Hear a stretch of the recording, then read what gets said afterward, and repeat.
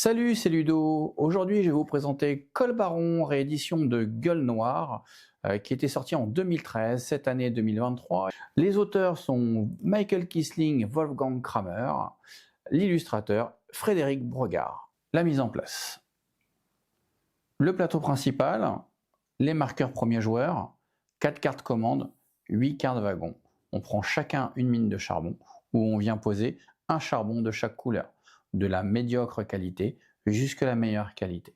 On va aussi également prendre 3 cartes commandes par joueur, plus une qu'on va mettre au milieu du plateau et qu'on sélectionnera en mode draft dans l'ordre inverse des aiguilles d'une montre.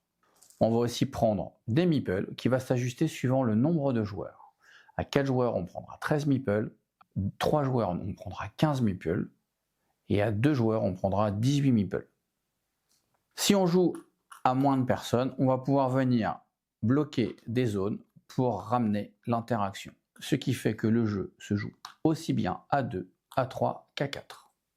On prend aussi de l'argent suivant le nombre de joueurs. À 2 joueurs, on va prendre 10 francs chacun. À 3 joueurs, on va prendre 9 francs chacun. Et à 4 joueurs, on va prendre 8 francs chacun. Col Baron est un jeu de pose d'ouvrier de 2 à 4 joueurs pour une durée à peu près de 60 minutes à partir de 10 ans.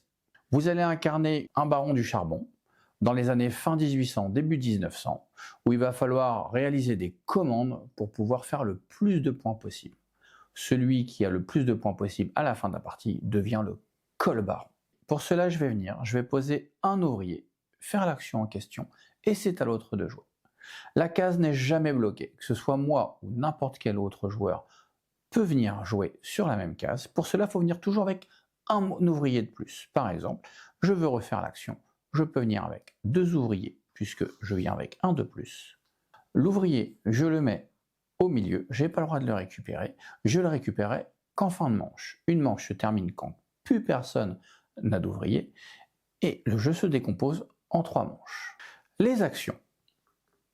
Ici, vous allez pouvoir récupérer de l'argent, 6 francs, 5 francs, 4 francs ou 3 francs. L'argent ne sert qu'à une seule chose. Vous allez pouvoir venir ici acheter des berlines pour agrandir votre mine de charbon, pour pouvoir après livrer les extraire et livrer les commandes. Comment ça se passe? Je vais prendre par exemple un meeple, je le mets ici, je vais récupérer cette huile.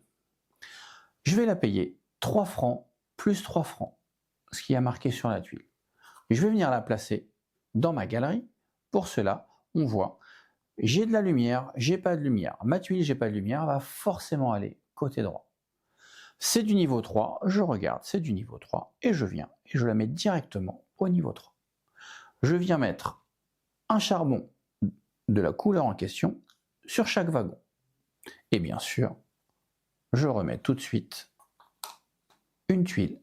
Si quelqu'un s'intéresse, il peut revenir après. Une fois que mes ouvriers ils ont bien travaillé, maintenant il va falloir que j'extrais ce charbon de la mine. Pour cela, je vais pouvoir faire des mouvements dans ma mine. 10, 8, 6 ou 4 mouvements.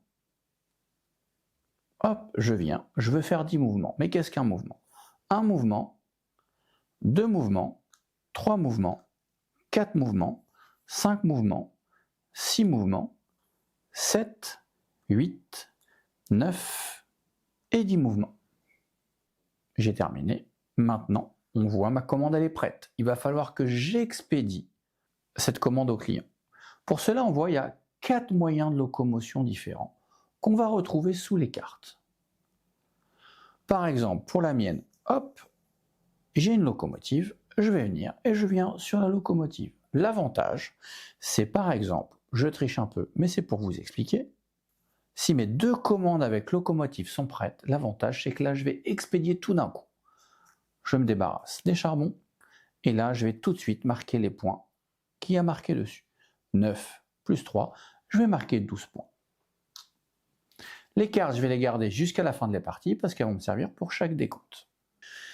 Ensuite, nous avons ici, simplement, je viens, je mets un meeple, hop, et je récupère la carte en question. Bien sûr, on en remet toujours une nouvelle dessus.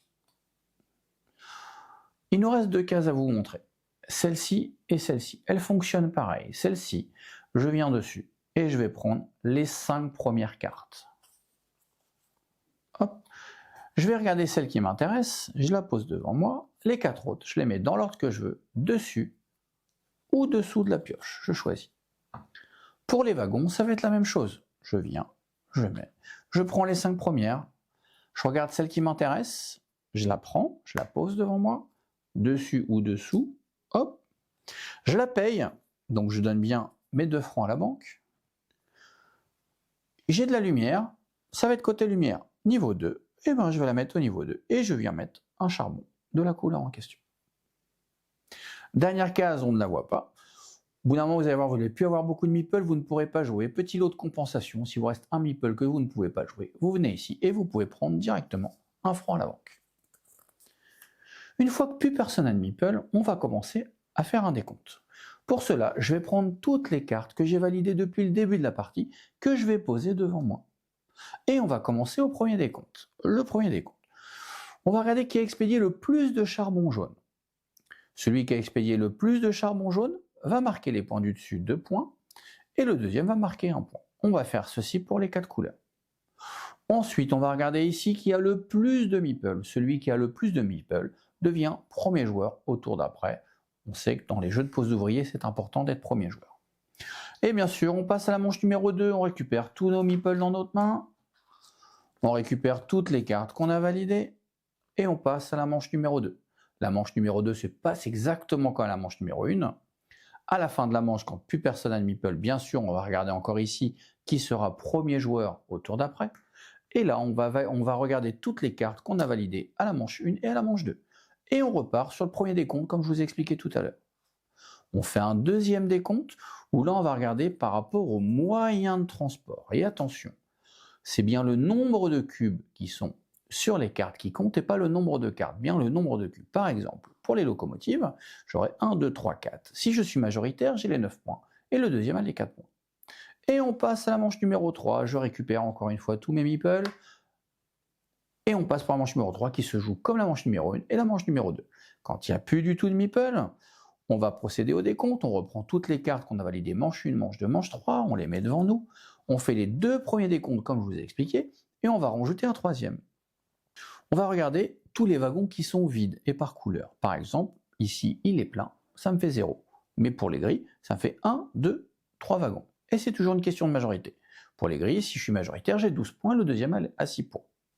Et enfin, il y aura un tout dernier décompte. Tous les 5 francs qui vont rester aux joueurs, ils auront 1 point. Tous les 3 charbons qui vont leur rester dans toute leur zone, ils auront 1 point.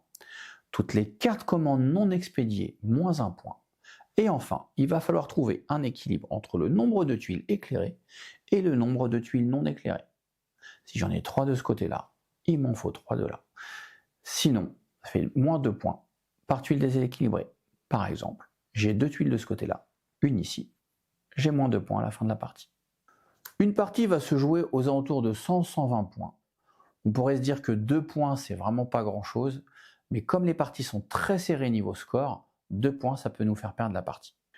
Voilà, je vous ai présenté Cole Baron pour une partie qui va durer, comme je vous l'ai dit tout à l'heure, 60 minutes. Et les 2 auteurs, Michael Kissling, Wolfgang Kramer.